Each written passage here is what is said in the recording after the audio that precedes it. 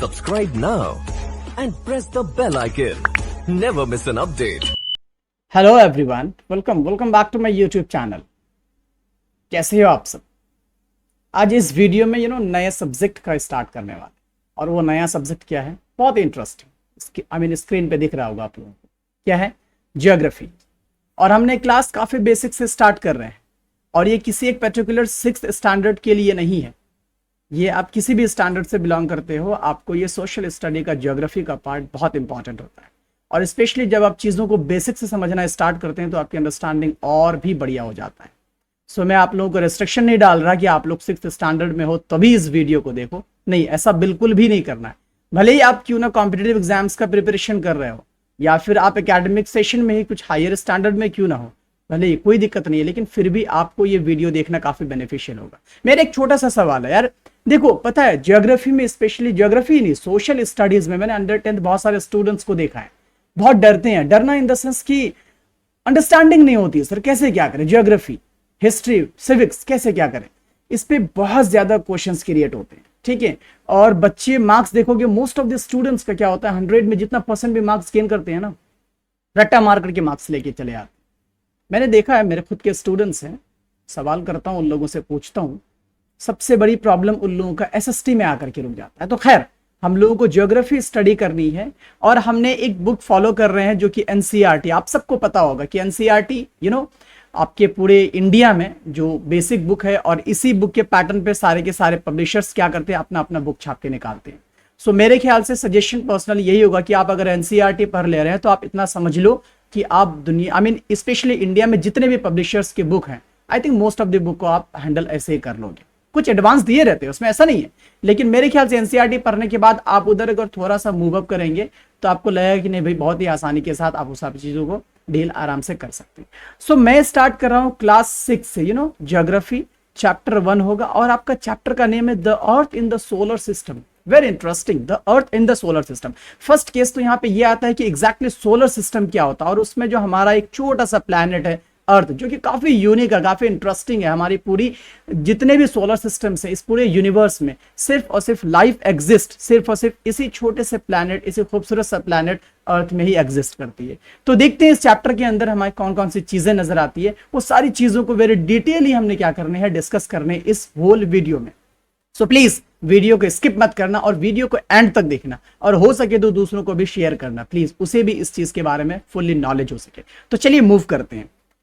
तो ये मैंने एक आपको हमारे सोलर सिस्टम का ओवरव्यू दे रहा हूं। आप देख पा रहे हो, ये आपका बीच में सन है, उसके बाद ये सब प्लैनेट्स हैं। मरकरी हो जाएगा आपका यहाँ पर, ये वेनस है, ये अर्थ है, मार्स है, Jupiter, Saturn, Uranus and finally Neptune. ये हमारा सोलर सिस्टम का एक ओवरव्यू है। मैं यहाँ पे ज्यादा डिस्कस नहीं करूंगा, आप लोगों को दिखा रहा हूं कि सोलर सिस्टम हमारा कुछ इस तरह से दिखता है। हम यहाँ पे मूव करेंगे, कई मर्तबा हम यहाँ पे आएंगे, ठीक है। कई बार आने के बाद हमें अंडरस्टैंडिंग करना है विद पिक्चर, विद इमेजिनेशन। हमें क्या करना है, इमेजिन करके हमें इस चीज को अंडरस्टैंडिंग करना है, ताकि हमें अंडरस्टैंडिंग पूरी हो और हम समझ सकें चीजों को। तो यहाँ पे जरा आप देख पा रहे हो, सन है और उसके जितने भी मेंबर्स हैं, जितने भी आपके प्लैनेट्स है वो दिख रहे हैं यहाँ पर, Mercury, Venus, Earth, Mars, Jupiter, Saturn, Uranus, Neptune. और एक इंपॉर्टेंट चीज, उस सारे के सारे प्लैनेट के बगल में कुछ नंबर्स आपको दिख रहा होगा, जैसे मरकरी 58 है, वेनस 108 है, अर्थ 150 है। ये क्या चीज है? आपके जहन में, आपके माइंड में सवाल आ रहा होगा, तो मैं आप लोगों को बता दूं, ये डिस्टेंस है। क्या है? डिस्टेंस। कहां से? सन से लेकर के मरकरी के बीच की डिस्टेंस कितना है? 58 किलोमीटर है क्या? 58 किलोमीटर है क्या? नहीं सर, 58 मिलियन किलोमीटर है। कितने हैं? 58 मिलियन। यहां पे मिलियन को लिखा नहीं गया है, बट हिडन है, इसलिए मैं दिखा दे रहा हूं कहां पे लिखा हुआ है। 58 मिलियन किलोमीटर डिस्टेंस है, कहां से? सन से लेकर के मरक्यूरी तक। उसी तरह से 108 मिलियन डिस्टेंस है आपका वेनस का, 150 मिलियन किलोमीटर है आपका सन से अर्थ का। उसी तरह से 228, 778, same thing 1427, 2869 and about 496 million kilometre. इतने डिस्टेंस है हर एक प्लैनेट्स का सन से। अब मिलियन कहां पे? अब जरा नीचे यहां पे फोकस करो, यहां पे लिखा हुआ है distance is million kilometres, million kilometres. और आपको मैं बता दूं, मिलियन एक इंटरनेशनल न्यूमरेशन सिस्टम वैल्यू का एक यूनिट है, ठीक है। जैसे आप इंडियन न्यूमरेशन सिस्टम में कन्वर्ट करेंगे तो वो आपके 10 लाख के इक्वल में होता है। किसके इक्वल में होगा? 10 लाख। यानी 1 million, 1 million is equal to कितने किलोमीटर हो जाएंगे? 10 लाख किलोमीटर हो जाएंगे, राइट।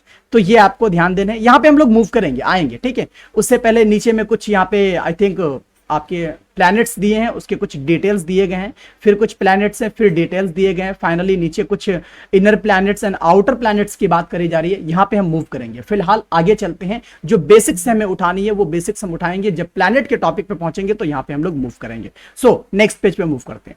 सो पहला पेज आपके एनसीईआरटी बुक का यहां पे कुछ इस तरह से खुल रहा है।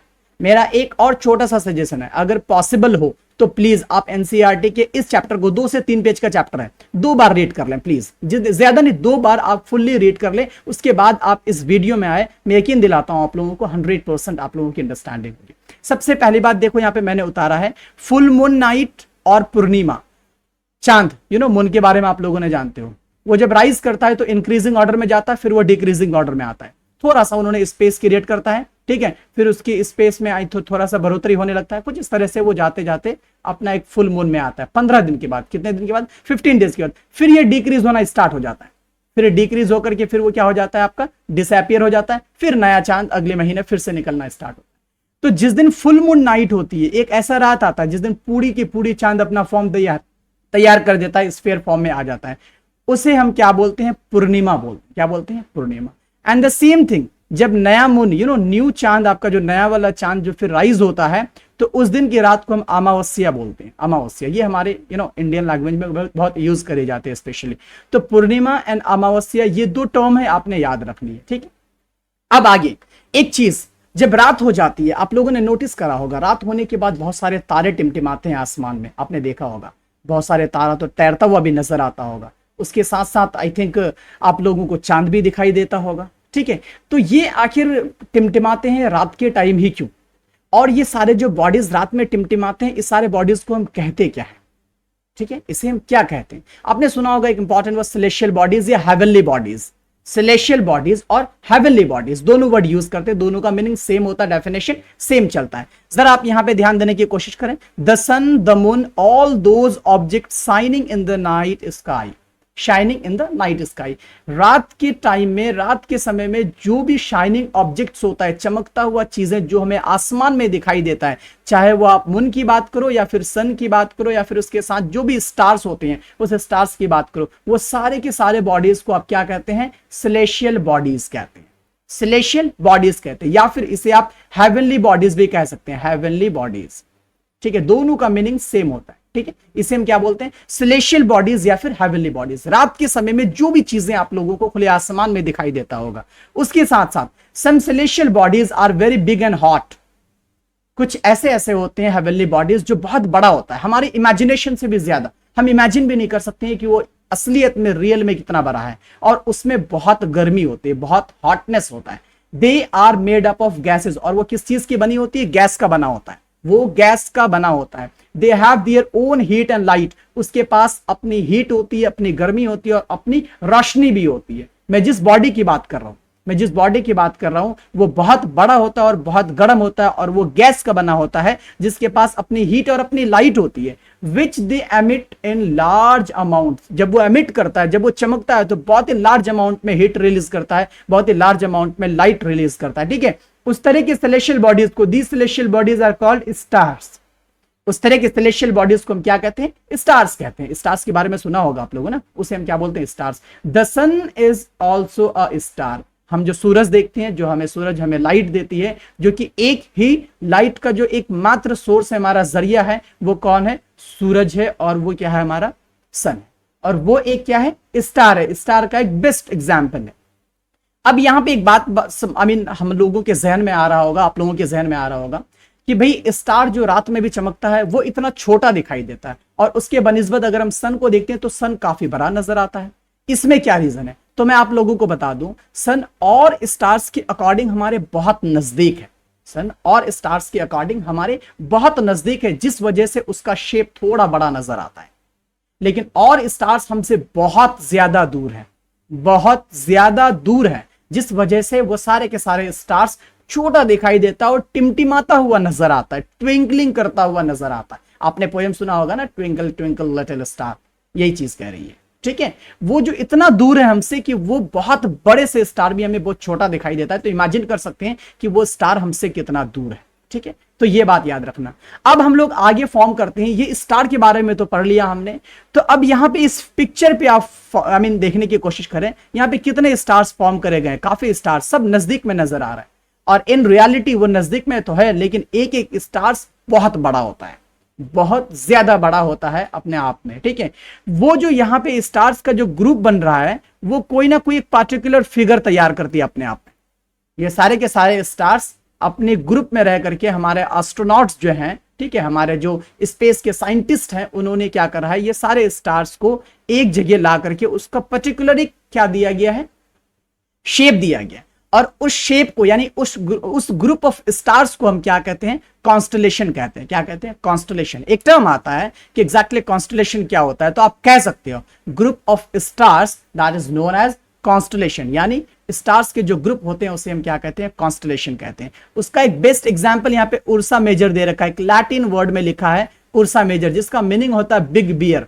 जिसका मीनिंग क्या होता है, बिग बियर। ये कॉन्स्टलेशन का एक बेस्ट एग्जांपल है। जैसे उस चीज को आप यहां पे इस फिगर में फोकस कर सकते हैं। ये बियर आप लोगों को दिख रहा होगा, ये सब के सब स्टार्स हैं, ठीक है, और उसको एक पर्टिकुलर क्या दिया गया है, फिगर तैयार कर दिया गया, और वो दिखने में एक बियर भालू की तरह लग रहा है। इसी वजह से उसका नेम क्या दे दिया गया है, बिग बियर। ये क्या है, आपका कॉन्स्टलेशन है। ये एक कॉन्स्टलेशन है, ग्रुप ऑफ स्टार्स है। एक और बहुत ही बेस्ट सा एग्जांपल है स्टार्स का, कॉन्स्टलेशन का, जिसे हम सप्तऋषि कहते हैं। क्या कहते हैं, सप्तऋषि, जिसका मतलब मीनिंग ये होता है कि सप्त का मतलब 7 होता है, यहाँ पे लिखा हुआ स्पेस होना चाहिए। सप्त का मतलब क्या होता है, 7 होता है, और ऋषि का मतलब सेजेस, यू नो। इसका मतलब ये हुआ कि 7 स्टार, 7 तारा मिलकर के एक ग्रुप बनाता है, जिस ग्रुप को हम क्या कहते हैं, सप्तऋषि कहते हैं। क्या कहते हैं, सप्तऋषि। ये एक कॉन्स्टलेशन का एग्जाम्पल है। अब एक और एग्जांपल है, एक इंपॉर्टेंट पॉइंट है, the north stars indicates the north direction, it is also called the pole star. मैं इसको समझाने से पहले एक बात बताता हूं आप लोगों को। आज से अगर कुछ साल हम लोग पीछे चले जाएं, 200, 300, 400, 500, 1000 साल पीछे चले जाएंगे, उस वक्त हमारे पास इतनी टेक्नोलॉजी नहीं थी, हमारी टेक्नोलॉजी उतना डेवलप नहीं करा था, लेकिन हमने फिर भी टाइम को एज्यूम करते थे, टाइम को मान के चलते थे कि अभी कितना बजा होगा, क्या हो रहा है, नहीं हो रहा है, क्या टाइम हो रहा है, कब सुबह होगी, कब शाम होगी। तो हम लोग सूरज की छाओं को, यू नो, सन का जो लाइट होता था, उसका जो शैडो, यू नो, जैसे इंक्रीज करता था, घटता था, बढ़ता था, तो उसके अकॉर्डिंग हम टाइम को एज्यूम कर पाते थे। उसी तरह से हमें डायरेक्शन फाइंड आउट करने के लिए अभी तो कंपास है, बहुत सारी चीजें ऐसी हैं जिससे डायरेक्शंस को इजीली फाइंड आउट कर लेते हैं। बट पुराने जमाने में, एंशिएंट टाइम में, आज से 500 साल पहले ऐसा कुछ भी नहीं था जिससे डायरेक्शन फाइंड आउट करें। लेकिन हमारे जो साइंटिस्ट थे ओल्ड टाइम के, जो एंशिएंट टाइम के, वो कुछ उस तरह से एज्यूम करते थे। यहां जैसे आप लोगों को ये दिख रहा होगा कॉन्स्टलेशन, उसके ऊपर एक स्टार अलग से नजर आ रहा है, देखो यहां पर ये स्टार बहुत ही दूर अलग से एक मतलब सेपरेट, मतलब वो दिख रहा है हम लोगों को, ठीक है। तो उस स्टार को क्या मान के चल रहा था, नॉर्थ स्टार मान के चल रहे थे। उस स्टार को क्या मान के चल रहे थे, नॉर्थ स्टार। और ये स्टार हमें नॉर्थ के डायरेक्शंस को शो कराता था। कौन से डायरेक्शंस को, नॉर्थ के डायरेक्शंस को। जब आप लोगों को पता होना चाहिए, जब आप लोगों के पास अगर एक डायरेक्शन हो जाएगा, आप एज्यूम कर लो, खुद में एज्यूम करके देख सकते हो, जब आप लोगों के पास एक डायरेक्शन फाइंड आउट कर लोगे तो अदर 3 डायरेक्शंस फाइंड आउट करने में आपको टेंशन नहीं होगी। सपोज कर लेते नॉर्थ आपको पता चल गया, तो नॉर्थ की तरफ फेस करके आप खड़ा हो जाओ, आपका जो बैक साइड होगा ना वो आपके साउथ को दिखाएगा, और जो आपका राइट साइड होगा वो आपके ईस्ट डायरेक्शन को दिखाएगा, और आपका जो लेफ्ट साइड होगा वो आपके वेस्ट डायरेक्शन को मूव कराएगा, दिखाएगा। तो ये कुछ पॉइंट्स हैं, ठीक है। तो चले अब आगे मूव करते हैं, कॉन्स्टलेशंस के बाद क्या पॉइंट आता है।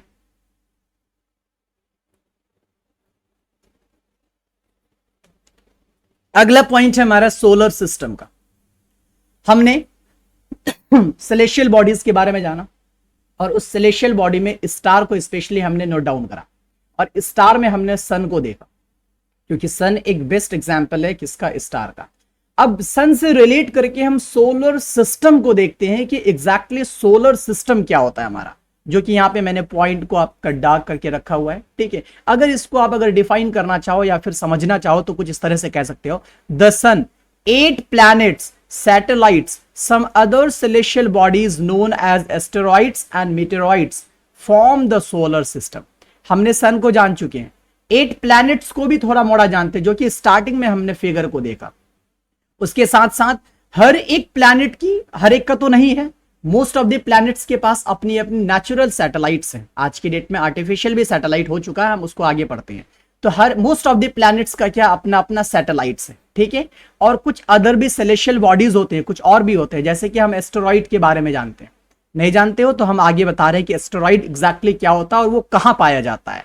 उसके बाद एक और सेलेशियल बॉडीज होता है जिसे हम मीटेरॉइड के नाम से जानते हैं, उसके बारे में भी हम बताऊंगा कि मीटेरॉइड्स एग्जैक्टली क्या होता है। तो ये सारे के सारे ग्रुप जो बनता है सेलेशियल बॉडीज का, इसे हम क्या कहते हैं, सोलर सिस्टम कहते हैं। इस पूरे के पूरे ग्रुप को हम क्या कहते हैं, सोलर सिस्टम। सन आएगा, 8 प्लैनेट्स, उसके जो सैटेलाइट्स होंगे, उसी के साथ साथ एस्टेरॉइड होगा, उसी के साथ साथ मेटेरॉइड्स होंगे। इस तरह के जितने ग्रुप बन जाते हैं सेलेशियल बॉडीज का, इसे हम क्या कहते हैं, सोलर सिस्टम कहते हैं, ठीक है।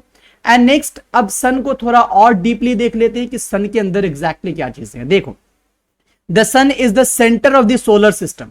सन को सेंटर में माना जाता है सोलर सिस्टम का। अब जरा एक बार हम लोग पीछे चलते हैं।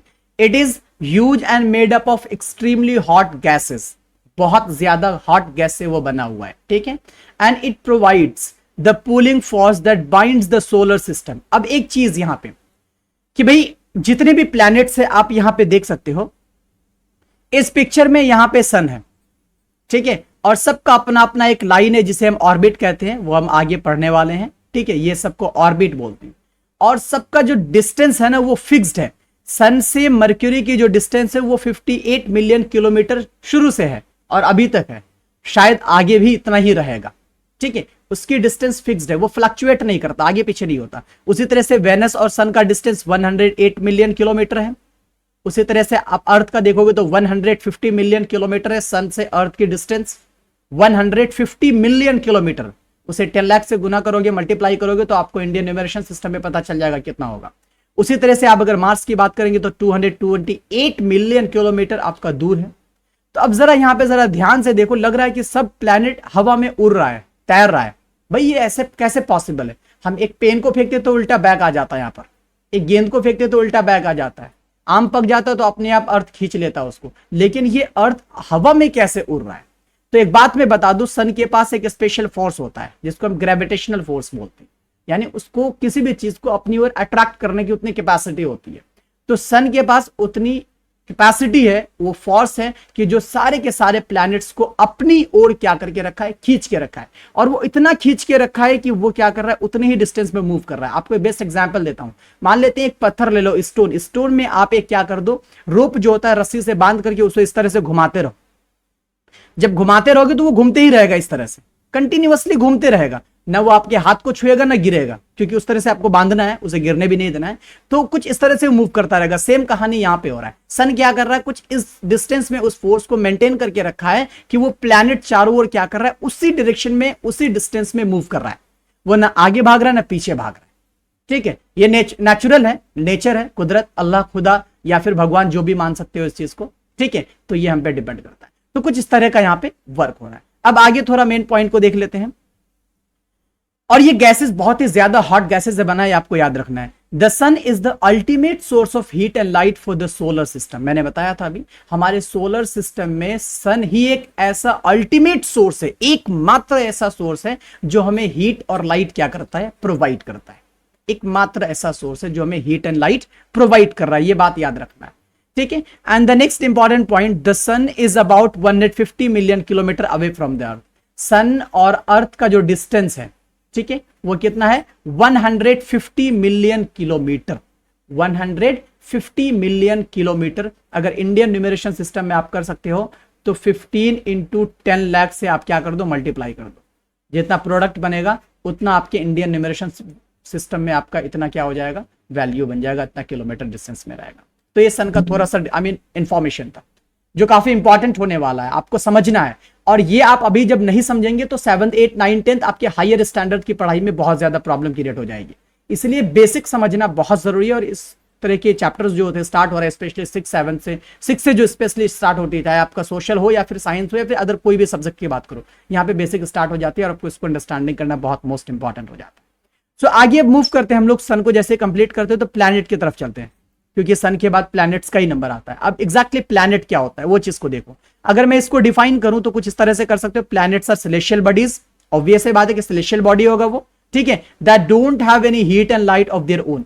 उस प्लैनेट के पास अपनी हीट और अपनी लाइट नहीं होती है। अब एग्जांपल पे ले लो, हमारा अर्थ एक प्लैनेट है, हमारा अर्थ एक प्लैनेट है, इसके पास अपनी हीट है क्या? नहीं है। इसके पास अपनी लाइट है क्या? नहीं है। कहां से लेता है? सन से लेता है। सन से रिफ्लेक्ट करवाता है, सन से रिफ्लेक्ट करवाता है। जब हमारे अर्थ एक प्लैनेट है, इसके पास अगर हीट एंड लाइट नहीं है, तो ऑब्वियस सी बात है कि और सब प्लैनेट्स के पास भी अपनी हीट और लाइट नहीं होगी। ये बात याद रखना है। And next, there are 8 planets in our solar system. हमारे प्लैनेट्स में कितने, हमारे सोलर सिस्टम में कितने प्लैनेट्स हैं? 8 प्लैनेट्स हैं। इससे पहले 9 था, जो कि प्लूटो के बारे में जान रहे हो आप लोग, लेकिन प्लूटो को अभी ड्वार्फ प्लैनेट के कैटेगरी में डाल दिया गया। Dwarf planet in the sense कि वो एक प्लैनेट होने का कोई भी कंप्लीट प्रूफ नहीं दे पा रहा था। उसको हम लोग अभी डिस्कस नहीं कर रहे हैं, बाद में उसे देख लेते हैं, ठीक है। थोड़ा सा बता देता हूं। प्लूटो ड्वार्फ प्लैनेट में चला गया। ड्वार्फ प्लैनेट में जाने की वजह यह है कि एक प्लैनेट को जो अपनी फुलफिल करने होते हैं, जो वर्क, जो फंक्शन करने होते हैं, वो प्लूटो कर नहीं पा रहा था। वो नेपच्यून के ऑर्बिट को काट रहा था, जो कि हर एक की अपनी अपनी ऑर्बिट होती है, अपनी इंडिविजुअल ऑर्बिट होती है, वो किसी को कट नहीं कर सकता। लेकिन प्लूटो ऐसा कर रहा था, जिस वजह से प्लूटो को प्लैनेट, कंप्लीट प्लैनेट के कैटेगरी से निकाल करके ड्वार्फ प्लैनेट के कैटेगरी में डाल दिया गया। एक फनी सा बात बताऊं आप लोगों को, बहुत सारे स्टूडेंट्स मैंने देखा, मेरे खुद के स्टूडेंट मुझसे पूछ रहा था कि सर फिर उसको उठा करके कहां रख दिया गया है? तो मैं यार पता है एग्जैक्टली सही बता रहा हूं, मैं सर पकड़ के बैठ गया। मैंने बेटा क्या वो खिलौना है कि घर से कबर्ड से उठाए लेकर के कहीं और साफ सफाई करने के लिए रख दिए? मैंने ऐसा कुछ नहीं होता बेटा। वो एक्चुअली हुआ ये है कि उस कैटेगरी, जैसे हम लोग प्लैनेट के कैटेगरी में पढ़ रहे हैं, 8 प्लैनेट्स ले रहे हैं, पहले प्लूटो को भी ऐड कर देते थे। अब यहाँ पे प्लूटो को यहां ना पढ़ करके ड्वार्फ प्लैनेट का जो कैटेगरी बना हुआ है वहां पे जाके पढ़ रहे हैं। बाकी जो फंक्शन, जो काम करने का, वो तो कर रहा है, वो तो कूद रहा है। जो भी हिप हॉप डांस करने होते हैं वो डांस कर रहा है अपने आप में, चाहे नेपच्यून कटे या फिर कोई कटे, उससे डजंट मैटर कि उससे कोई फर्क पड़ रहा होगा, वो अपना काम कर रहा है, ठीक है। लेकिन यहाँ पे उसे कहीं उठा कर रखा नहीं गया, वो जो काम कर रहा था अभी भी वही काम कर रहा है, लेकिन कैटेगरी उसका चेंज हो गया है, बस इतना ही। सो अब आगे देखते हैं कि वो जो हमारे प्लैनेट्स हैं, वो 8 प्लैनेट्स हैं, उसका नेम क्या क्या है, ठीक है। तो अब डिस्टेंस फ्रॉम द सन में सन से डिस्टेंस के तौर पे ले रहा हूं। सन के बाद कौन सा प्लैनेट आता है, फिर उसके बाद कौन सा आता है, फिर उसके बाद कौन सा आता है। तो मैंने पहले भी बताया, अभी बता रहा हूं। मर्क्यूरी है सबसे पहले सन के नजदीक में, उसके बाद वेनस आता है, फिर अर्थ आता है, फिर मार्स आता है, फिर जुपिटर आता है, फिर सैटर्न आता है, फिर यूरेनस आता है, फिर नेपच्यून आता है। देखो भी सिर्फ और सिर्फ 8 प्लैनेट्स हैं, बहुत बड़ी बात नहीं है। इसे आप लोगों को 2, 4, 10 बार, जितनी बार हो सके देख करके लर्न कर लेना है। क्या क्या आपका? Mercury, Venus, Earth, Mars, Jupiter, Saturn, Uranus, Neptune, बस इतनी सी है, याद आराम से हो जाएगा। बट इसमें कुछ ऐसे भी मेरे लालम लाल होंगे जिसको ऐसे भी याद नहीं होगा, तो उसके एक छोटा सा ट्रिक है, यहां पर देख सकते हो। और वह ट्रिक क्या है? माई very efficient mother just served us nuts, यानी नूडल्स हम लोग पहले पढ़ते थे, अब यहाँ पे नट्स लिखा हुआ है, ठीक है। कहा जा रहा है कि my very efficient mother just serve us noodles, या फिर नट्स, जो भी कह दो। तो ये एक फ्रेज है, आई मीन फ्रेज तो नहीं, एक सेंटेंस है। इस सेंटेंस को आप लर्न कर लो, उससे आप सारे के सारे प्लैनेट्स को क्या कर सकते हो, इजीली बता सकते हो। माई के एम से मर्क्यूरी हो जाएगा, वेरी के वी से वेनस हो जाने हैं, इफिशियंट के ई से अर्थ हो जाने हैं, मदर के एम से क्या हो जाएगा, मार्स हो जाएगा, जस्ट के जे से जुपिटर हो जाने हैं, सर्व्ड के एस से सैटर्न हो जाने हैं, अस के यू से यूरेनस हो जाने हैं, एंड देन फाइनली नट्स के एन से आपका नेपच्यून हो जाएगा। So you have to remember it. मुझे तो लग रहा है कि आपका, आई थिंक ये इतना बड़ा सेंटेंस पढ़ने से बेहतर है कि आप सारे प्लैनेट्स ऐसे ही याद कर लोगे। फिर भी देख लो जैसा आप लोगों को, लेकिन याद होना चाहिए हर हाल में, याद होना। सिर्फ और सिर्फ 80 प्लैनेट्स हैं, और आप स्टैंडर्ड 6 की ही बुक पढ़ रहे हो, चाहे आप जो भी स्टैंडर्ड में हो, डजंट मैटर, उससे मैं बात नहीं कर रहा। मैं ये कर रहा हूं कि 6th स्टैंडर्ड के पॉइंट को इतना सा तो याद कर ही सकते हैं। सो ये हुआ प्लैनेट्स के कुछ इंफॉर्मेशन। अब हम लोग आगे मूव करते हैं। अब यहां पे आता है ऑर्बिट। ऑर्बिट से पहले मैं एक चीज बता दूं, प्लैनेट्स हमारे पास कितने हो गए? 8 प्लैनेट्स हो गए। अब इस 8 प्लैनेट को हमने क्या करा है, हमने तो नहीं, आई थिंक साइंटिस्ट ने क्या करा है, जो आपके एस्ट्रोनॉट्स होंगे या स्पेस के जो साइंटिस्ट होंगे, उन्होंने ये सारे के सारे 8 प्लैनेट्स को 2 कैटेगरी में डिवाइड करा है। कितने कैटेगरी में? 2 कैटेगरी में। अब उसके लिए हम लोग फर्स्ट में जो आपको पिक दिखाया था वहां पे मूव करते हैं।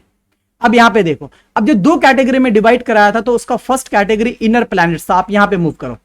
फर्स्ट कैटेगरी को इनर प्लैनेट बोलते हैं, दूसरे को आउटर प्लैनेट बोल रहे हैं। अब इनर प्लैनेट में आपके 4 प्लैनेट्स आ जाते हैं, और आउटर प्लैनेट्स में भी आपके कितने प्लैनेट्स आ जाते हैं? 4 प्लैनेट्स। तो इनर प्लैनेट्स में जो प्लैनेट आ रहा है आपका, वो मर्क्यूरी आएगा, वेनस आएगा, अर्थ आएगा, एंड मार्स। यानी Mercury, Venus, Earth and Mars, इस 4 प्लैनेट को हम क्या बोलते हैं? इनर प्लैनेट्स बोलते हैं, right.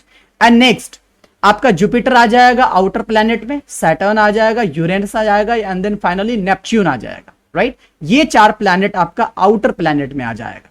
Inner planet and outer planet, easily देखो, याद नहीं करना है।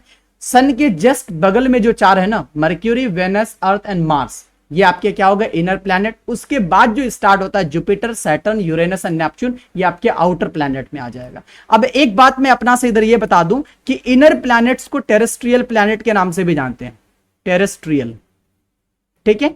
उसी तरह से आउटर प्लैनेट्स को आप जोवियन प्लैनेट के नाम से जानते हैं। जोवियन प्लैनेट्स भी किसी किसी बुक में लिखा होगा, तो कंफ्यूज नहीं करना है। उसी आउटर प्लैनेट को जोवियन प्लैनेट्स बोलते हैं और इस इनर प्लैनेट को टेरेस्ट्रियल प्लैनेट्स बोलते हैं। क्या बोलते हैं? टेरेस्ट्रियल प्लैनेट्स बोलेंगे। अब आगे यहां पे मूव करना यह है कि मर्क्यूरी के बारे में हम कुछ डिस्कस कर लेते हैं, थोड़ा सा इंफॉर्मेशन। जैसे कि आप बात करेंगे, हर एक प्लैनेट की अपनी अपनी क्या होती है, दो मोशंस होते हैं। एक तो रोटेशन का मोशन होता है, जो आपने सुना होगा रोटेशन, ठीक है, और दूसरा रिवोल्यूशन होता है। क्या होता है? रिवोल्यूशन। इसको मैं अगले चैप्टर में डील करने वाला हूं कि रोटेशन एंड रिवोल्यूशन एग्जैक्टली क्या होता है। बट यहां पे थोड़ा सा अंडरस्टैंडिंग के लिए मैं बता दूं कि रोटेशन एक ऐसे मूवमेंट को बोलेंगे जिसमें प्लैनेट खुद अपने आप में घूमता है। प्लैनेट खुद अपने आप में घूमता है, उसे हम क्या बोलते हैं? रोटेशन बोलते हैं। और रिवोल्यूशन क्या होता है कि प्लैनेट खुद अपने आप में घूमते हुए सन के चारों ओर घूमता है। समझने की कोशिश करें, रोटेशन प्लैनेट खुद अपने आप में घूमेगा, रोटेशन होगा, और रिवोल्यूशन प्लैनेट खुद अपने आप में घूमते हुए सन के चारों ओर घूमेगा, उसे हम क्या बोलेंगे? रिवोल्यूशन बोलेंगे, ठीक है। अब छोटा सा अर्थ को ले लेते हैं। दिन एंड रात होती है ना, दिन होती है और रात होती है। दिन है, अभी रात है, फिर दिन हो जाने, आई थिंक दिन अभी रात ही है, आप लोगों को शायद पता नहीं चल रहा होगा, मुझे पता चल रहा है, ठीक है। मैं रात को ये वीडियो शूट कर रहा हूं, अभी आई थिंक 1 बज रहा होगा, ठीक है। तो लुक, दिन से क्या होती है? रात होती है, फिर रात से दिन हो जाती है। तो ये सिर्फ और सिर्फ रोटेशन की वजह से होती है, क्योंकि अपने आप में घूम जाता है, तो ये रोटेशन, इसको हम लोग डीपली नेक्स्ट चैप्टर में पढ़ेंगे। और रिवोल्यूशन खुद अपने आप में घूमते हुए सन के चारों ओर जो घूमेगा, उसे हम क्या बोलेंगे? रिवोल्यूशन। अब उसमें हर एक प्लैनेट की अपनी अपनी अलग अलग टाइमिंग है। रोटेशन का भी अलग टाइम है और रिवोल्यूशन का भी अलग टाइम है। उस टाइमिंग के बारे में हम लोग यहां पे पढ़ लेते हैं। लुक, अगर हम मर्क्यूरी की बात करें तो मर्क्यूरी का क्या हो जाएगा? 1 ऑर्बिट अराउंड सन। सन के चारों ओर जो वो मूव करेगा, यानी कि सन के चारों ओर मूव करने का मतलब रिवोल्यूशन की बात करी जा रही है। जब वो रिवोल्यूशन करेगा, रिवोल्यूट करेगा, तो उसे 88 डेज लगता है एक कंप्लीट रिवोल्यूट करने में। जैसे यहां पे देखो, ये मर्क्यूरी है ना, यहां कुछ इस तरह से वो घूमते हुए जाएगा अपने आप में, ये जो कुछ इस तरह से मूव करेगा, ठीक है, इसे हम क्या बोलेंगे? रिवोल्यूशन बोलेंगे। Is that clear? रिवोल्यूशन बोलेंगे इस तरह को। और वो जो खुद अपने आप में जो घूम रहा है, इसे हम क्या बोलते हैं? रोटेशन बोल रहे हैं। तो देखो, मर्क्यूरी को जो रिवोल्यूट करने में टाइम लगेगा, 1 रिवोल्यूट, एक चक्कर कंप्लीट करने में सन के चारों ओर 88 डेज लगता है। और वहीं पे उसे खुद अपने एक्सिस में स्पिन करने में, अपने आप में घूमने में उसे 59 डेज का टाइम लगता है। लेकिन हमारे अर्थ की अगर बात करें तो हमारा अर्थ 24 घंटे में एक बार घूम जाता है, एक बार कंप्लीटली घूम जाता है अपने आप में। और पूरे सन के चारों ओर घूमने में उसे 365 डेज लगता है, जिसे हम एक साल कहते हैं, राइट। फिर से जनवरी स्टार्ट हो जाता है, फिर दूसरा साल कंप्लीट होने पर फिर जनवरी स्टार्ट हो जाता है। मतलब ये कि सन के चारों ओर एक कंप्लीट करने में अर्थ को 365 डेज लगता है। इसी वीडियो में यहीं पे आगे पढ़ने वाले हैं, बट फिर भी थोड़ा सा बता रहा हूं जिससे इंटर रिलेट करके आप इस चीज को अंडरस्टैंडिंग कर सको। अब अगला पॉइंट आता है हमारा वेनस का। वेनस प्लैनेट जो होता है, इसे सन के चारों ओर मूव करने में 255 डेज का टाइम लगता है। 255 डेज रिवोल्यूट करने में, सन के चारों ओर मूव करने में। अगर वहीं पे आप बात करो उसको अपनी एक्सिस में मूव करने में, तो अपने एक्सिस में भी मूव करने में भाई साहब को बहुत ज्यादा टाइम लगता है, 243 डेज। सोचो, 243 डेज अपने आप में एक चक्कर काटने में, और सन के चक्कर काटने में भी 255 डेज लगा देता है। अब आगे बात करते हैं अर्थ का, जो हमारा यूनिक सा प्लैनेट है, जो हम इस प्लैनेट में जो रह रहे हैं, जहां पे लाइफ एग्जिस्ट करती है, ठीक है, उस प्लैनेट की बात करेंगे। 1 ऑर्बिट अराउंड द सन, सन के चारों ओर रिवोल्यूट करने में, एक पूरा चक्कर लगा में 365 डेज लगाता है। और वहीं पे अपने आप में घूमने में सिर्फ और सिर्फ एक दिन लगाता है। एक दिन में पूरा अपने आप में घूम जाता है, दिन रात हो जाती है, ठीक है। अब उसी तरह से अगर आप मार्स की बात करोगे, यहां पे देखो मून को दे रखा है, मैंने मून को बताया था ना, देखो यहां पे मून वर्ड यूज करा गया है। मून क्या होता है? मून का मतलब हम लोग चांद जानते हैं ना, लेकिन याद रखना मून को हम लोग सैटेलाइट भी कहते हैं। क्या कहते हैं? सैटेलाइट। स्पेलिंग ठीक है ना? यस। मून को हम लोग क्या बोलते हैं? सैटेलाइट भी बोलते हैं। मून का मतलब चांद तो होता ही है, ठीक है, उसके साथ साथ सैटेलाइट भी होता है। जो सैटेलाइट होता है, हमारा जो अर्थ का जो मून है ना, वो एक सैटेलाइट है। मतलब सैटेलाइट मून दोनों सेम है, नेचुरल सैटेलाइट है। अब यहां पे देखो, अर्थ के पास कितने सैटेलाइट्स हैं, कितने मून्स हैं? एक ही मून है जो हमको चांद नजर आता है, एक ही सैटेलाइट है अर्थ के पास जो नेचुरल है। आर्टिफिशियल भी बहुत सारा है, आर्टिफिशियल तो बहुत ज्यादा है, ठीक है, उसके बारे में हम लोग आगे डिस्कस करते हैं। लेकिन नेचुरल सैटेलाइट सिर्फ एक है जो चांद नजर आता है। मर्क्यूरी एंड वेनस को कोई भी सैटेलाइट नहीं है, याद रखना, यहां पे लिखा भी नहीं है और है भी नहीं।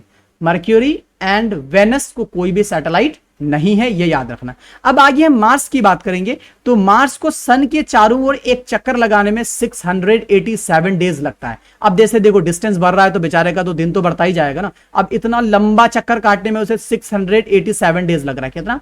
687 डेज एक चक्कर लगाने में सन के चारों ओर, लेकिन उसे अपनी एक्सिस में मूव करने में, रोटेट करने में एक दिन लगता है सिर्फ।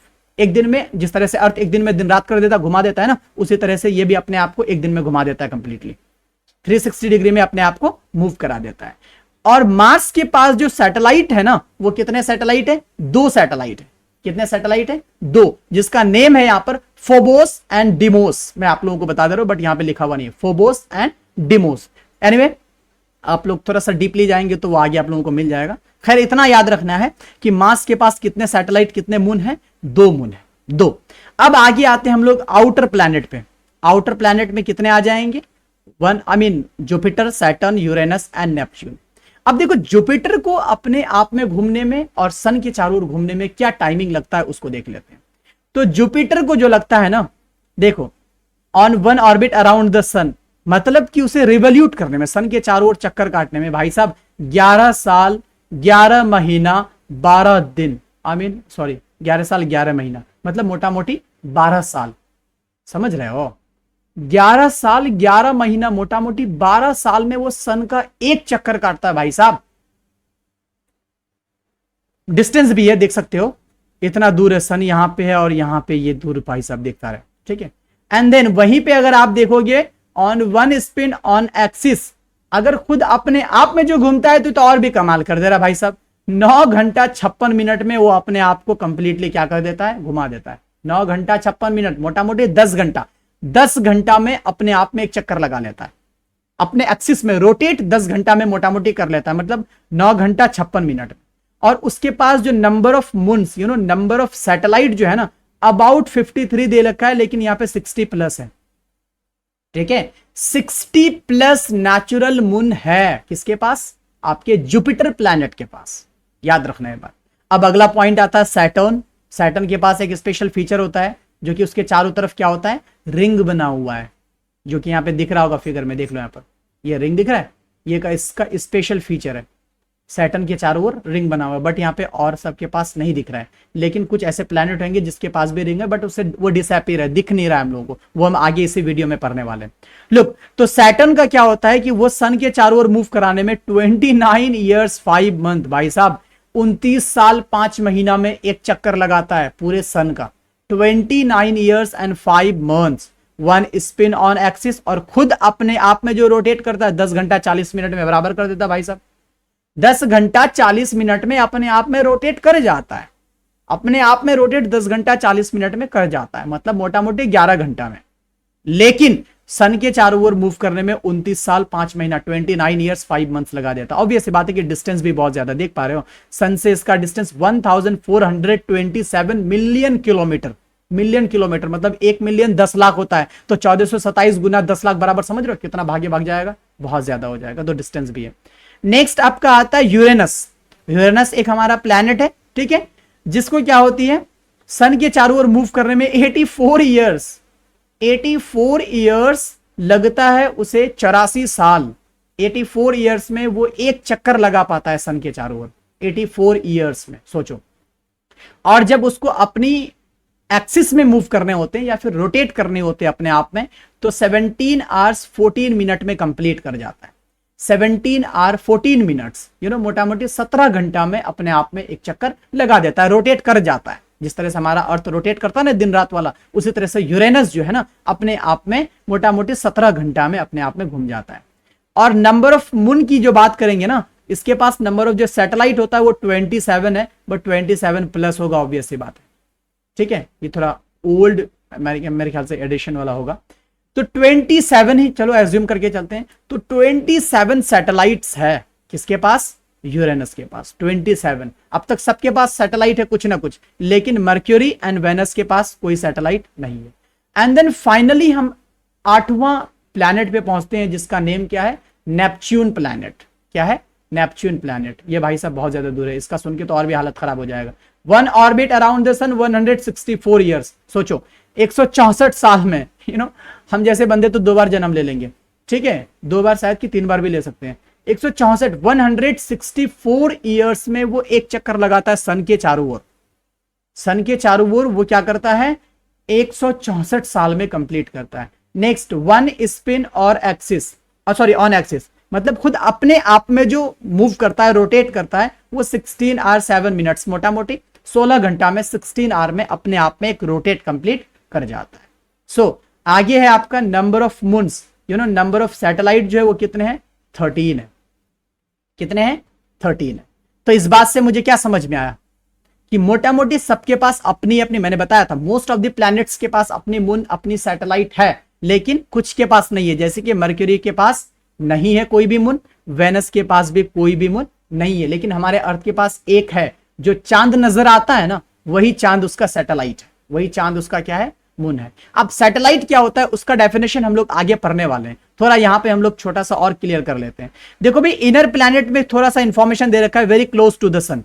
इनर प्लैनेट जो होता है सन के बहुत नजदीक है, जो हम लोग को दिख रहा होगा यहां पर, ये 4 प्लैनेट है ना, Mercury, Venus, Earth and Mars, sun के काफी नजदीक में नजर आ रहा है, ये इनर प्लैनेट्स हो गए। और जो आउटर प्लैनेट्स कुछ यहां पे आप लोगों को दिख रहा होगा, एक इधर को है Neptune, Jupiter, Saturn and Uranus, ये सन से बहुत ज्यादा दूर है, लिखा हुआ है ना, very very far from the sun and huge planets made up of gases and liquids. और एक बात याद रखना है, जो आउटर प्लैनेट्स होते हैं ना, वो जो बने होते हैं वो गैस और लिक्विड का बना होता है। आउटर प्लैनेट गैस और लिक्विड का बना होता है, लेकिन इनर प्लैनेट जो बना होता है मेड अप ऑफ रॉक्स। जो रॉक हार्ड सरफेस दिख रहा है ना, हमारा अर्थ जो हार्ड सरफेस दिख रहा है, उसी तरह से कुछ हद तक मार्स भी ऐसा ही है, मर्क्यूरी भी ऐसा ही है, और वेनस भी ऐसा ही है, मतलब वो रॉक का कंप्लीटली बना होता है। तो ये बात आपने याद रखनी है। अब एक छोटा सा इंफॉर्मेशन और यहां पर जब हम लोग खत्म कर रहे हैं तो थोड़ा और भी बता देते हैं। यहां पर nearest planet to the sun, अगर आपसे क्वेश्चन करी जाए nearest planet to the sun, तो क्या हो जाना है, मरकरी, याद रखना। Farthest planet from the sun, that is Neptune. ये कुछ पॉइंट्स बता रहा हूं, ठीक है। उसी तरह से रेड प्लैनेट्स के नाम से आपके मार्स को जाना जाता है, रेड प्लैनेट। ब्लू प्लैनेट के नाम से आपके अर्थ को जाना जाता है, ब्लू प्लैनेट। आप अगर कॉपी करना चाहते हैं तो प्लीज कॉपी कर लें। वाटरी प्लैनेट के नाम से आपके अर्थ को ही जाना जाता है, ठीक है। उसके बाद अगर आप यहां पे वेनस का लेंगे तो यहां पे ब्राइटेस्ट प्लैनेट के नाम से किसको जाना जाता है, आपके वेनस को। या फिर सिस्टर ऑफ अर्थ की बात करेंगे, पृथ्वी की जुड़वा बहन की बात करेंगे, किस प्लैनेट को कहा जाता है, तो वो भी आपके वेनस को ही कहा जाता है। ये कुछ एमसीक्यूज टाइप से single number, 1 number, unit number कह करके कुछ क्वेश्चंस अगर बनाना चाहते हो इतना कर सकते हैं। और एक बात, लार्जेस्ट प्लैनेट ऑफ दी अगर सोलर सिस्टम बोलेंगे तो वो जुपिटर हो जाएगा, लार्जेस्ट।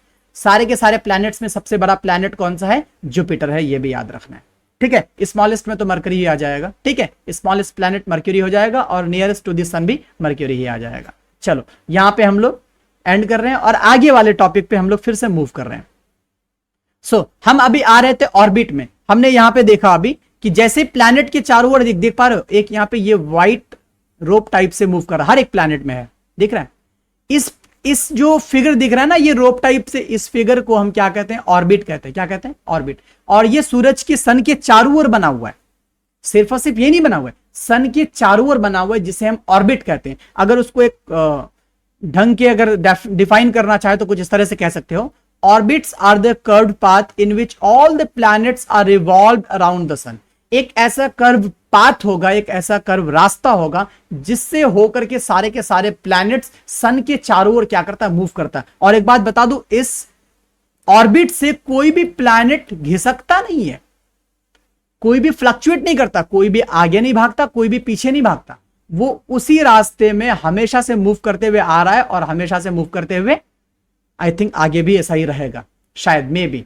फ्यूचर की बात तो नहीं कह सकते, बट मे भी हो सकता है कि ये हमेशा से ऐसा ही मूव करता हुआ रहे जब तक दुनिया कायम रहेगी, ठीक है। तो इसे हम क्या बोलते हैं, ऑर्बिट बोलते हैं। सबका अपना अपना ऑर्बिट है।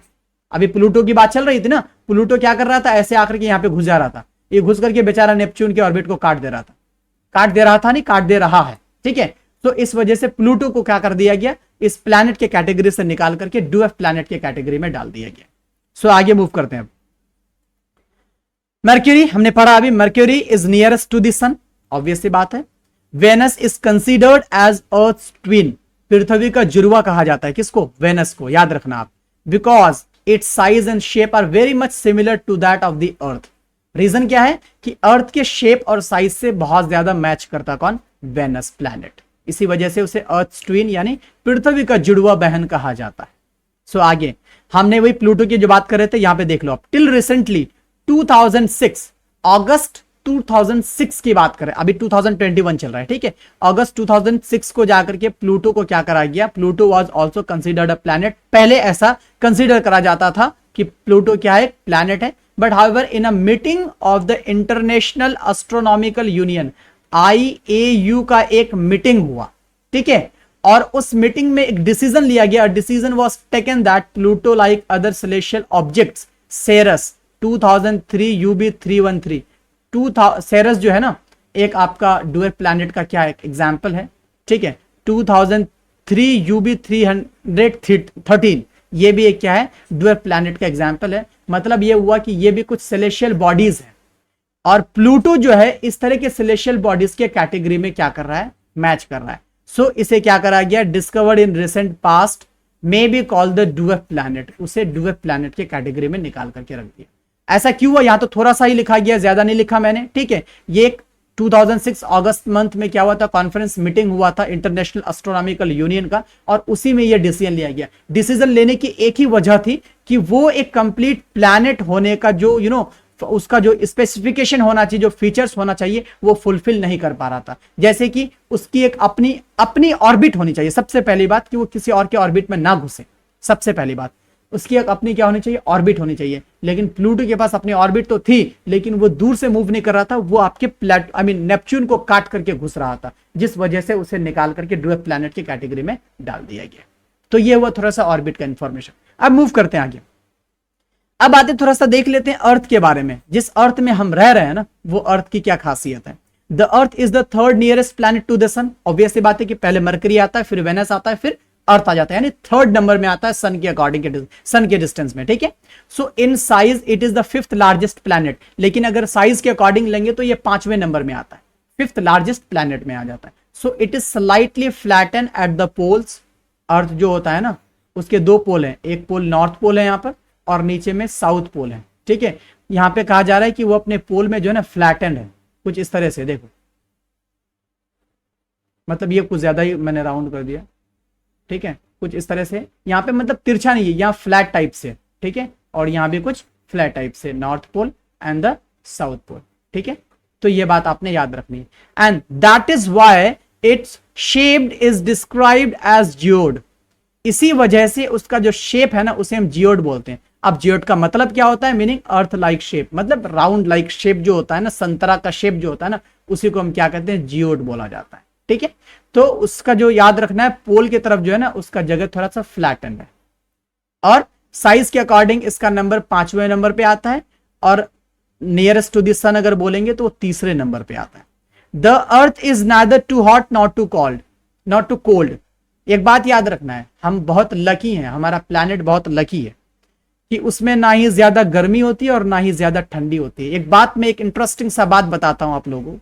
एक ऐसा एज्यूम करा जाता है साइंटिस्ट के जरिए कि अर्थ का जो अपना प्लेस है ना, जैसे कि अर्थ यहां पे आपका सिचुएटेड है, कहा जाता है कि अगर ये अर्थ 10% अगर सन से दूर चला जाए, 10% अपने इस डिस्टेंस से 10%, ज्यादा नहीं, 10% अगर वो इधर दूर की तरफ मूव कर लिया, तो समझो कि वो क्या बन जाएगा? आईसी डेजर्ट बन जाएगा।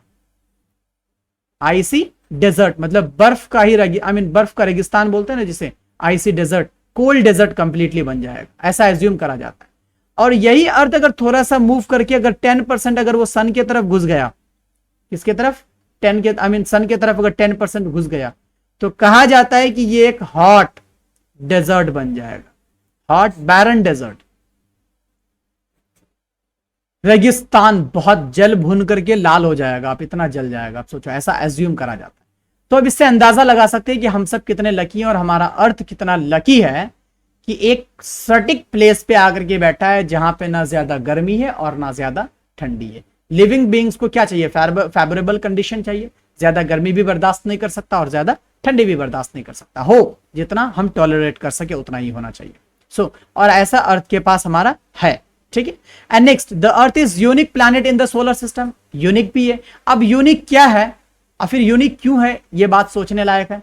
सबसे पहली बात कि यहां जिंदगी है तो यूनिक है, यहां पे वाटर है तो यूनिक है, यहां पे एटमॉस्फेयर है तो यूनिक है। यानी ऐसे बहुत सारे एग्जाम्पल्स आपको मिल जाएंगे जिससे अर्थ की यूनिकनेस को आपको पता चले, ठीक है। ऐसे बहुत एग्जाम्पल्स मिल जाएंगे जिससे आप अंदाजा लगा सकते हैं कि अर्थ हमारा यूनिक है तो कैसे है। अब आगे लगाते हैं। The earth appears blue. Space से अर्थ को देखा जाता है तो वो ब्लू कलर का दिखता है। रीजन क्या है? Because its 2/3 surface is covered by water. Reason क्या है कि इसका जो 2/3 प्लेस जो है ना किससे ढका हुआ है? वाटर से ढका हुआ है, जिसकी वजह से वहां से वो प्लैनेट स्पेस से कैसा दिखाई देता है? ब्लू कलर का दिखाई देता है, जिसे हम क्या कहते हैं? ब्लू प्लैनेट कहते हैं। ये अर्थ की इंफॉर्मेशन हो गई। अब हम अपना मून की बात करते हैं, जो सैटेलाइट है, अर्थ का नेचुरल सैटेलाइट है ना, उसकी की बात करते हैं कि मून क्या हो जाएगा। Our earth has only one satellite, that is the moon. हमारे अर्थ को सिर्फ और सिर्फ एक सैटेलाइट है, जिसको हम क्या कहते हैं? मून कहते हैं, जिसे हम हिंदी में चांद कहते हैं, right. And next, its diameter is only 1/4 of the अर्थ। इसकी जो डायमीटर है ना, आप सोचो अर्थ से कितना छोटा है। अर्थ का मान लेते हैं ये अर्थ है और अर्थ की ये डायमीटर है, ठीक है। और इसके डायमीटर का जितना भी लेंथ होगा ना, उसका सिर्फ 1/4 यानी 1/4 ही आपका, यानी 25% डायमीटर ही आपके चांद मून का क्या है? डायमीटर है। अर्थ के डायमीटर का सिर्फ 25% डायमीटर आपके चांद मून का डायमीटर बनेगा। तो उससे आप अंदाजा लगा सकते हैं कि चांद जो है अर्थ से कितना छोटा है। अब देखो, it is about 3,84,400 kilometre away from us, kilometre away from us. इसका मतलब ये हुआ कि चांद जो है ना, मून हमसे यानी हमारी अर्थ से जो है वो 3,84,400 किलोमीटर दूर है। एग्जैक्टली ये इतना ही है, याद रखना आप लोग। 3,84,400 किलोमीटर का डिस्टेंस है अर्थ से मून का, ठीक है, हमारे इस अर्थ से मून का डिस्टेंस। अब आगे देखो, the moon moves around the earth in about 27 days. मैंने बताया था, अब फिर से थोड़ा रिकैप करा रहा हूं। सैटेलाइट एग्जैक्टली क्या होता है, उससे पहले मैं आप लोगों से फिर एक बार पूछ रहा हूं, प्लैनेट एग्जैक्टली क्या होता है? प्लैनेट एक ऐसे ऑब्जेक्ट्स को बोलेंगे, सेलेशियल बॉडीज को बोलेंगे, जो क्या करता है?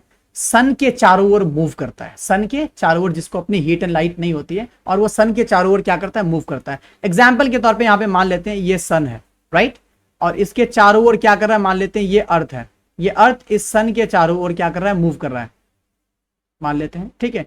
और ये मून है, और ये मून क्या कर रहा है? अर्थ के चारों ओर मूव कर रहा है। मतलब ये हुआ कि प्लैनेट सन के चारों ओर मूव करता है और सैटेलाइट प्लैनेट के चारों ओर मूव करता है। याद रखना ये बात। प्लैनेट सन के चारों ओर मूव करेगा और मून जो है वो प्लैनेट के चारों ओर मूव करेगा, उसे हम सैटेलाइट बोलते हैं, ठीक है। तो अब जरा यहां पे देखना है कि moon moves around the earth. Moon जो मूव करेगा अर्थ के चारों ओर, रेवोल्यूट करेगा, तो उसे टाइम कितना लगता है? 27 डेज। 27 डेज में मून एक चक्कर लगा देता है अर्थ के चारों ओर। जिस तरह से मैंने स्टार्टिंग में बताया था ना कि चांद स्टार्ट होते ही धीरे धीरे इंक्रीज करता है, फिर 15 दिन बाद जाकर के मोटा मोटी वो फुल मून बन जाता है। फिर उसके बाद क्या, उसे हम क्या बोलते हैं? अमावस्या बोलते हैं, ठीक है। उसी तरह से अब अमावस्या बोलते हैं ना, मैंने बताया था, पर सॉरी, फुल मून को हमने क्या बोलते हैं? पूर्णिमा बोलते हैं। और जो नया मून बनता है ना, उसे हम क्या बोलते हैं? अमावस्या बोलते हैं। तो यहाँ पे क्या बोल रहा था कि मून क्या हो रहा था? धीरे धीरे इंक्रीज करता है उसके शेप्स में, फिर वो धीरे धीरे डिक्रीज करता जाता है, ठीक है। Full moon and new moon कहते हैं। तो यहाँ पे वही हो रही है कि आपका मून जो है हमारा अर्थ के चारों ओर जो मूव करता है वो 27 डेज में कंप्लीट कर देता है। धीरे धीरे मूव करते जाता है, शेप्स में चेंजेस आते जाते हैं। आगे देखो, it takes exactly the same time to complete one spin. और उतना ही टाइम, वही 27 डेज में ही फिर वो अपने आप में भी घूमता है। मैंने दो मोशंस की बात करी थी, एक तो होता है आपका रोटेशन, दूसरा रिवोल्यूशन। रिवोल्यूशन सन के चारों ओर मूव करेगा, रोटेशन खुद अपने आप में मूव करेगा, प्लैनेट्स। बट सैटेलाइट के केस में क्या हो जाता है? रिवोल्यूशन प्लैनेट के चारों ओर मूव करेगा, रोटेशन मून जो है, सैटेलाइट जो है, खुद अपने आप में क्या करेगा? मूव करेगा, ठीक है। इसे हम क्या बोल देंगे? सैटेलाइट बोलेंगे, ठीक है। तो उसका जो मून का जो रोटेशन एंड रिवोल्यूशन का जो टाइमिंग है वो कंप्लीटली दोनों क्या है? एकदम से सेम है, 27 days and 27 days. As a result only one side of the moon is visible to us on the earth. इसका रिजल्ट हमें क्या लगता है कि इसी वजह से हम हमेशा जब भी मून को देखते हैं तो उसका एक ही फेस को देख पाते, डबल फेस नहीं देख पाते। रीजन क्या है कि उसका रोटेशन का टाइमिंग और रिवोल्यूशन का टाइमिंग एकदम से सेम है एग्जैक्टली, इसी वजह से उसका डबल फेस हम लोग देख नहीं पाते हैं, उसका सिंगल फेस एक साइड ही देख पाते हैं। अब आगे देखो, the moon does not have conditions favourable for life. Moon में कोई जिंदगी नहीं है, मून में कोई लाइफ एग्जिस्ट नहीं करता है। रीजन क्या है? क्योंकि वहां का जो क्लाइमेटिक कंडीशन या फिर और भी कोई कंडीशन हो वो वहां पर फेवरेबल नहीं है, जो लाइफ के लिए होना चाहिए वो नहीं है। इसी वजह से मून पे कोई लाइफ, कोई जिंदगी एग्जिस्ट नहीं करती। अब आगे मूव करते हैं। एस्टेरॉइड, हमने सेलेशियल बॉडीज में पढ़ा था कि एस्टेरॉइड क्या होता है, जो कि हमारे सोलर सिस्टम का एक बहुत ही मेजर पार्ट है। एस्टेरॉइड देख लेते हैं। Apart from the stars, planets and satellites, हमने स्टार के बारे में पढ़ा, प्लैनेट्स के बारे में पढ़ा, सैटेलाइट्स के बारे में पढ़ा। इसके बावजूद they are some numerous tiny bodies, इसके बावजूद कुछ और भी टाइनी बॉडीज हैं, कुछ छोटे मोटे बॉडीज हैं, which also revolve around the sun, which also move around the sun. कुछ ऐसे छोटे मोटे और भी बॉडीज हैं जो क्या करते हैं, सन के चारों ओर मूव करते हैं। इस तरह के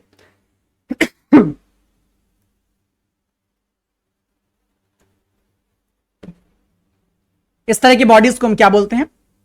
एस्टेरॉइड बोलते हैं। ठीक है, अब जरा सा यहां पे स्टार्टिंग में फिगर में देख लेते हैं। एक बेल्ट दिख रहा है, ये बेल्ट आप लोगों को, यहां पे क्या लिखा हुआ है? एस्टेरॉइड बेल्ट लिखा हुआ है। ये एस्टेरॉइड दो ही प्लैनेट के बीच में मिलेगा, मार्स और जुपिटर के बीच में, और कहीं नहीं मिलने वाले पूरे सोलर सिस्टम में। दो प्लैनेट के बीच में रहता है एस्टेरॉइड, मार्स के बीच में और जुपिटर, मार्स और जुपिटर के बीच में एक बेल्ट बनाता है जिसे हम एस्टेरॉइड बेल्ट बोलते हैं। ये छोटे छोटे रॉक्स हैं जो सन के चारों ओर क्या करता है? मूव करता है। इतने ही डिस्टेंस है, आगे मूव भी नहीं करता, आगे नहीं जाता, यहीं से घूमते रहता है। तो इस सब को हम क्या बोलते हैं? एस्टेरॉइड बोलते हैं, जो कहां पाया जाता है? मार्स और जुपिटर के बीच में।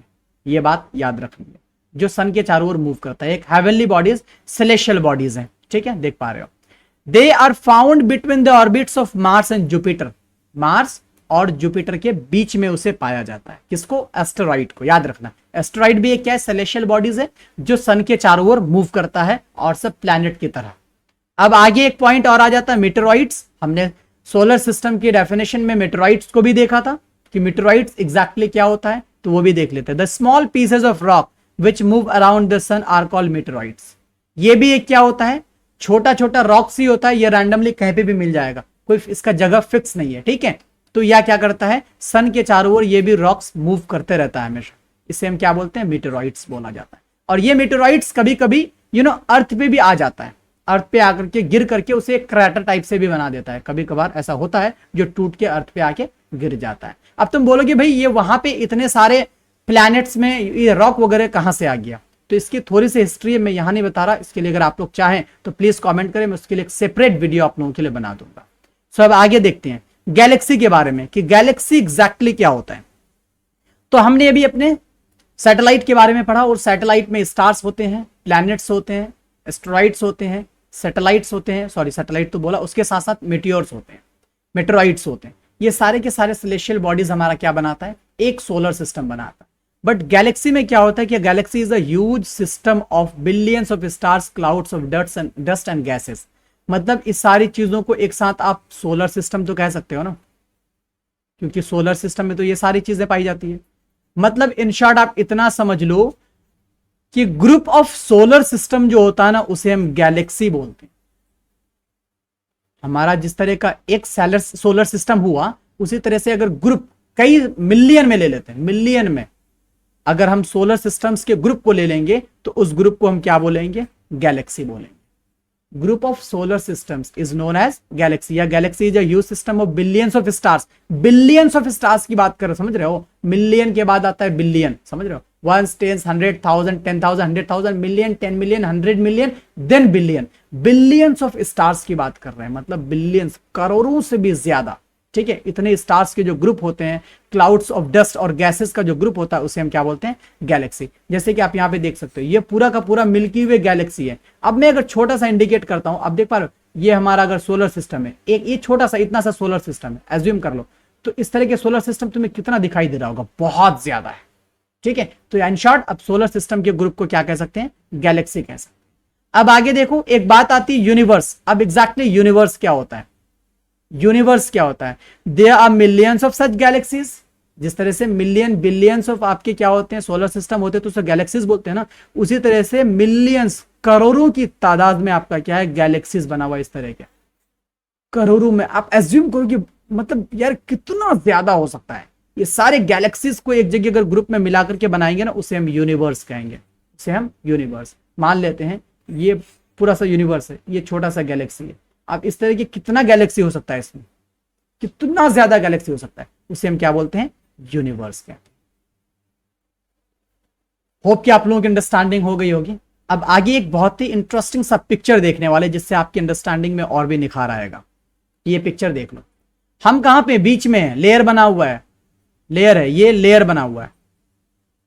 हम अर्थ में रहते हैं, अर्थ सोलर सिस्टम का पार्ट है छोटा सा, और सोलर सिस्टम गैलेक्सी का छोटा सा पार्ट है, और ये गैलेक्सी यूनिवर्स का छोटा सा पार्ट है। तो सोचो ये यूनिवर्स कितना बड़ा होगा, कितना बड़ा होगा, छोटा सा अदना सा पार्ट है हमारा ये गैलेक्सी। और एक बात, हाँ, हमारा जो गैलेक्सी है ना, जिस गैलेक्सी में हमारा सोलर सिस्टम एग्जिस्ट करता है, उस गैलेक्सी का नाम क्या है, मिल्की वे गैलेक्सी। क्या नाम है, मिल्की वे गैलेक्सी। ये बात याद रखना, ये इंपॉर्टेंट पॉइंट बन जाता है, ठीक है। हमारा जो गैलेक्सी का नाम है जिसमें हमारा सोलर सिस्टम है उसे हम मिल्की वे गैलेक्सी कहते हैं।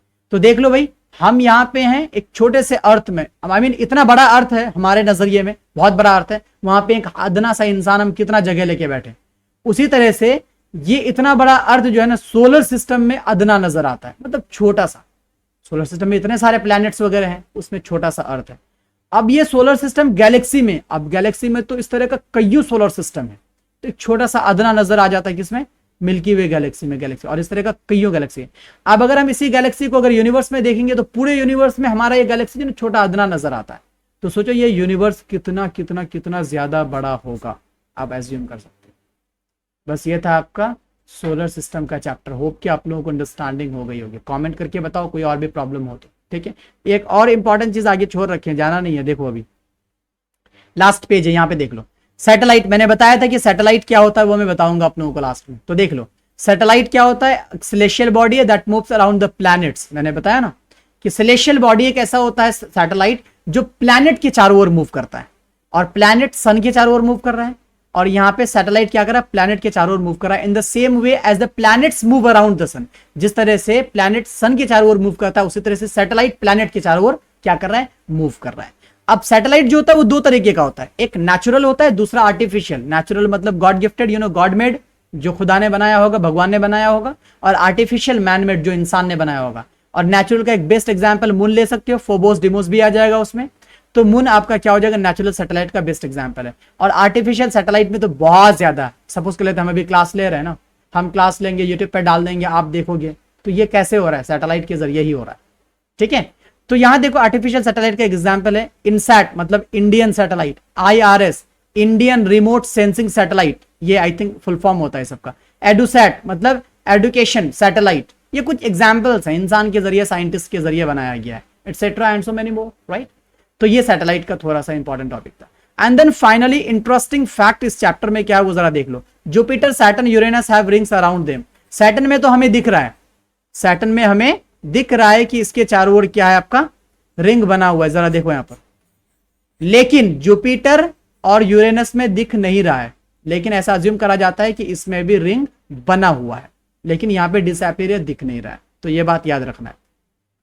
अब आगे मूव करेंगे। लाइट ट्रेवल्स, लाइट भी ट्रैवल करती है, ये रोशनी जो नजर आ रही है ये रोशनी भी ट्रैवल करती है। उसकी जो स्पीड होती है ना 3 लाख किलोमीटर पर सेकंड, मतलब एक सेकंड में वो 3 लाख किलोमीटर क्या कर जाता है, ट्रैवल कर जाता है। 3 लाख किलोमीटर एक सेकंड में light. So the light of the sun takes about 8 minutes to reach the earth. अब सोचो एक सेकंड में 3 लाख किलोमीटर लाइट ट्रैवल कर जाता है, उसके बावजूद हमारा सन का लाइट को अर्थ में पहुंचने में 8 मिनट का टाइम लगता है, मोटा मोटी 8 मिनट। एक मिनट में 60 सेकंड होता है, तो 8 मिनट में कितना सेकंड हो गया, कितना हो जाएगा, 8 6 48, 4800 सेकंड, 4800 सेकंड होगा ना, नहीं 480 सेकंड्स। अब सोचो एक सेकंड में 3 लाख किलोमीटर जाएगा तो 480 सेकंड्स में कितना जा सकता है। तो सोचो कितना दूर है सन हमारे अर्थ से। So please think about it. And next, Neil Armstrong, एक अमेरिकन बंदा, the first man to step on the surface of the moon on 20 July 1969, एक अमेरिकन एस्ट्रोनॉट जिसका नेम क्या है, नील आर्मस्ट्रॉन्ग। वो एक ऐसा पहला बंदा है इस अर्थ में जो कि मून पे पहली बार पहला बंदा ने अपना कदम रखा। और वो कब सक्सेस हो पाया, ये कब हुआ, ये घटना घटी आपका 20 जुलाई 1969 को। अभी 2021 चल रहा है तो अज्यूम कर लो कितना दिन पहले, मतलब हाल फिलहाल, ये ज्यादा नहीं हुआ है, ठीक है। सो 20 जुलाई 1969 को नील आर्मस्ट्रॉन्ग ने मून पे अपना पहला कदम रखा। ये कुछ इंटरेस्टिंग फैक्ट है, आपने याद रखना। ओके, सो तो यहां पे ज्योग्राफी का ये चैप्टर 1 कंप्लीट हो रहा है। वीडियो थोड़ा लंबा हुआ है, आई थिंक मुझे भी बनाने में हालत खराब हो गई, आई थिंक पसीना बहुत ज्यादा हो रहा है, गर्मी है। सो कि उम्मीद कर रहा हूं आप लोगों को कि ये वीडियो इंटरेस्टिंग रहा होगा और आप लोगों को कंप्लीटली समझ में भी आ गया होगा। तो प्लीज कमेंट करके बताओ। इसी का चैप्टर 2 मैं बहुत जल्द लेकर के आऊंगा, लेकिन इसका कुछ रिव्यू मुझे दे दो, ठीक है, कैसा लगा नहीं लगा, फिर उसी हिसाब से मैं सेकंड चैप्टर क्रिएट करूंगा। So please watch it completely and share it, ठीक है। And then thanks for watching, don't worry and be happy. And then most important thing कि आपने अगर चैनल को अब तक सब्सक्राइब नहीं करा तो प्लीज़ चैनल को सब्सक्राइब करें और बेल बटन को ऑल पे सेट कर दें। इसके साथ वीडियो को लाइक करें, कमेंट करें और शेयर करें प्लीज़। बस इतना ही। Thank you so much.